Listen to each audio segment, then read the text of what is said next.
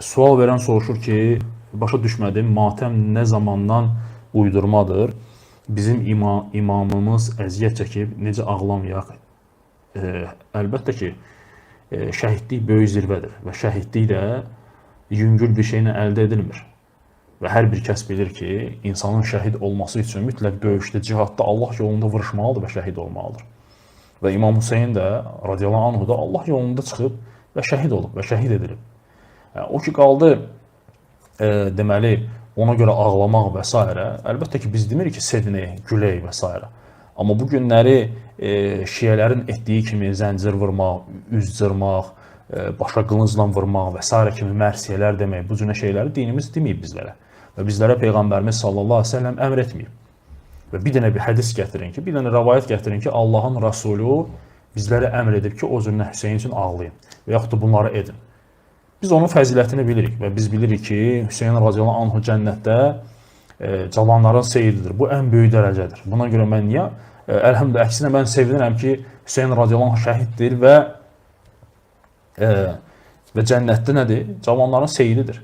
Əlhəmdülillah, bu böyük bir neymətdir. Ona qalsa, Uhud döyüşündə nə qədər şəhidlər oldu? Uhud döyüşündə 70'e yaxın şəhid oldu. 70'e yaxın şəhid. Peyğəmbər s.ə.v-in əmisi Həmzə radiyallahu anh şəhid edildi. Ona görə niyə ağlamırsınız? Ona görə niyə yasaqlamırsınız? Görürsən? Ona görə də yəni bu sadəcə deməli məzhəblərin uydurduğu bir şeydir ki, nədir? Mütləq yasaqlanmalıdır, ağlanmalıdır və s. Belə bir şey yoxdur dilimizdə, əlhamdülillah.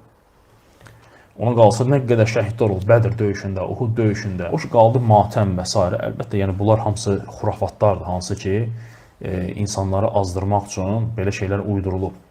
Siz özünüz düşünün, Peyğəmbər s.ə.v-in zamanında Allahın Rasulünün nəvələri sağ idi. Və Allah Rasulü onlar üçün matəm saxlamamışdı, ağlamamışdı. Və Peyğəmbər s.ə.v Hüseynin ölüm günü də xəbər vermişdi ki, səni öldürəcəklər. Lakin bizlərə deməmişdi ki, ona görə matəm saxlayın. Həmçinin Allah Rasulunun vaxtında nə qədər sahabələr dünyasını dəyişdi, şəhid oldular. Uhudda Allah Rasulunun əmisi Həmzə radiyallahu anhu şəhid edildi. Lakin Allah Rasulü demədi bizlərə ki, sizlər ta qiyamətə kimi onlar üçün nə edin, matəm saxlayın, ağlayın və s. Bizlərə deməyib bizim dinimiz, bizim Peyğəmbərimiz. Ona görə də Həsən Hüseyin də biz bilirik ki, onların dərəcələri nədir? Onlar yüksək bir məqamdadırlar, şəhidlər. Əlhəmdülillah.